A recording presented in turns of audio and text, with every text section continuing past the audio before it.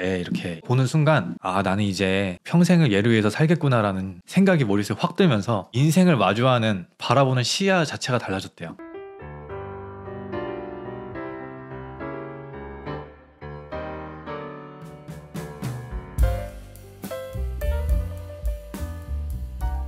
포커스를 맞추고 싶은 건 뭐냐면 우리가 두 남자의 생각이잖아요. 아버지가 되고 싶은 사람 입장에서 의진 씨도 아들이잖아요. 그쵸? 저도 아들이고 아들에게 아버지라는 존재는 어떤 의미고 어떤 존재일까 그런 생각을 좀 한번 나눠보고 싶더라고요. 맞아요. 어떻게 보면 평생에 있어서 우리가 살아가는데 아버지란 존재가 굉장히 큰 상징성을 가지고 있잖아요.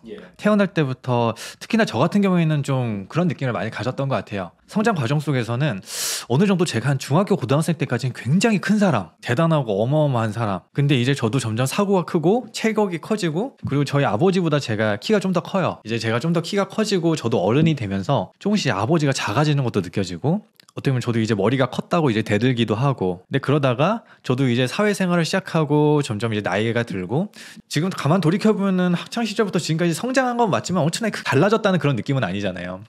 근데 부모님은 이미 이때 우리를 키우고 계셨고 그분도 지금 우리보다 교육의 기회가 더 적었음에도 불구하고 그렇죠. 이렇게 좀 꾸준히 저를 키우신 게 정말 대단하다고 느껴지고 합니다.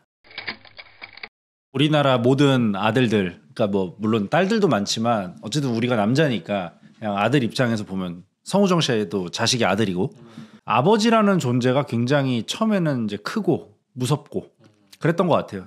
우리 아버지께서는 워낙 또 일요일까지도 항상 일하시고 한 달에 하루 쉬셨거든요. 아 진짜 대단하시다. 예, 근데 아버지께서 레미콘 공장을 운영하시는데 그 레미콘 공장에 일요일마다 가서 그 공장에서 아버지가 세차하고 막 여기 무슨 탱크라든지 뭐 이런 것들을 이렇게 직접 보여주고 배전반이나 이런 거 보여주면서 아 어렸었을 때? 예, 아버지가 내가 이런 환경에서 일한다.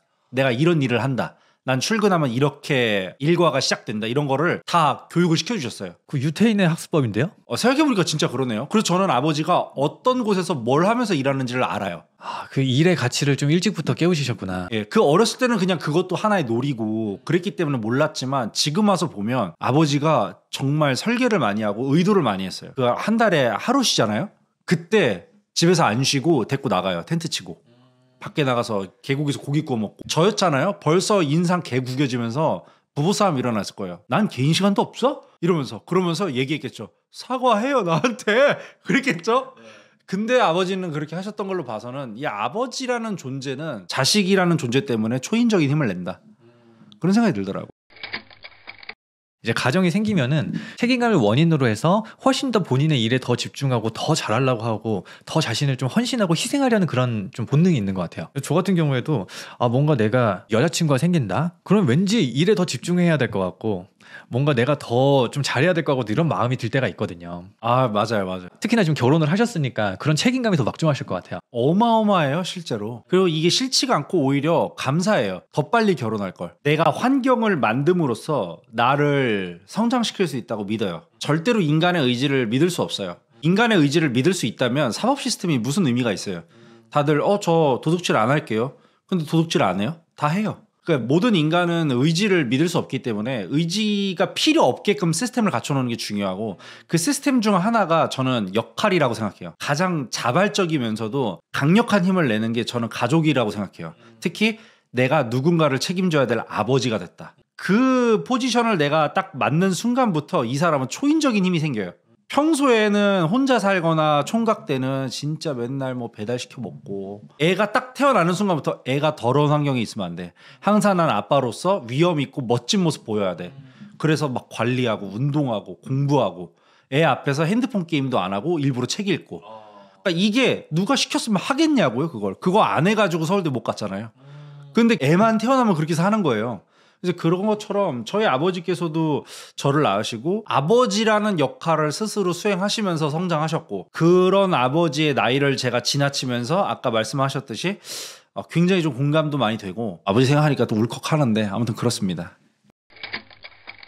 제가 이제 군대에 있을 때 제가 되게 좋아하는 선배가 한 분 계세요. 근데 그분이 지금 자녀가 셋인데 아들만 셋이거든요.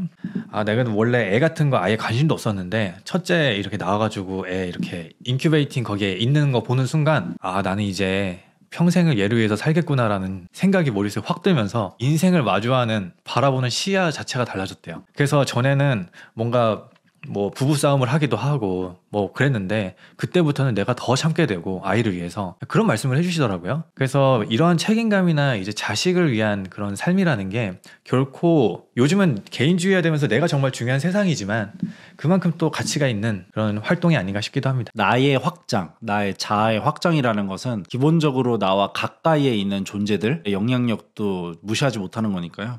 그래서 그런 측면에서 저희 30대 남자가 됐고 아버지가 되기를 희망하는 우리 두 사람 입장에서 봤을 때 우리 성우정 씨 사태를 보면은 그래서 감정이입이 되는 거죠. 사실 뭐 남이사 뭐 어떻게 살든 뭐 알바예요, 솔직히. 솔직히 그냥 가십이죠. 그리고 저는 연애 생활 이런 거 별로 관심 없어요, 사실. 그러나 어쨌든 간에 나는 누구보다 아버지가 되고 싶은 사람이고 내 아버지가 나를 길러준 그 사랑과 그 헌신과 그 책임과 젊었을 시절에 서툴렀던 내 아버지가 나의 눈에는 그저 위대해 보이고 무서워 보이고 어른처럼 보이고 근데 그런 구도들을 내가 다시 또 살아가면서 아버지가 살았던 그 인생을 똑같이 걸어가면서 내 자신 속에서 내가 닮은 아버지를 발견하고 그러면서 받는 감동들 그리고 또 내 자식에게는 아 내가 이런 아버지가 되고 싶다 이런 걸 주고 싶다 하는 그런 열정과 어떤 소명의식들 이런 것들을 구현해 나가면서 사는 이 과정을 누구보다 걷고 싶은 우리잖아요. 근데 그런 상태에서 이런 이슈들을 접하게 되니까 조금 더 관심이 갔고 그래서 처음에는 성우정 씨를 비난하고 싶었고 그러나 또 다시 보니까 사정이 있었겠다 싶었고 그래서 좀 그냥 결론적으로는 안타까운 마음 잘 됐으면 하는 마음 그렇습니다. 그 어렸을 때 아버지한테 영향을 받은 게 정말 크다고 생각을 하거든요. 그래서 저는 어렸을 때 아버지가 존댓말을 안 하면은 혼을 내셨어요. 그리고 젓가락질 같은 거 이상하게 하면은 항상 혼을 내셨고. 똑같습니다. 네, 그래서 저는 그게 굉장히 당연하다 생각했고 그리고 어느 정도 나이가 드니까 이제 엄마 아빠가 아니라 자연스럽게 어머니 아버지로 바뀌었어요. 그래서 저는 약간 이런 게 부모님의 영향이 가정 교육의 역할이 굉장히 크다고 생각을 하거든요.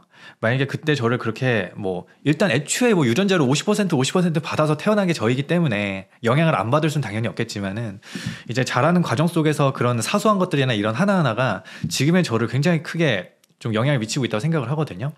혹시 형님 같은 경우에는 그런 거가 좀 느끼시는 게 있으세요? 내가 좀 이런 걸 받았다.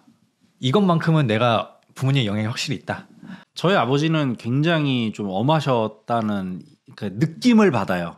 근데 느낌을 받았지 실질적으로는 제가 하고 싶은 거 다 했어요. 저는 제가 하고 싶은 거에 대해서 아버지가 못하게 한 적이 없어요. 근데 엄청 무서워요. 그 뜻은 뭐겠어요? 아버지가 엄청 참은 거예요.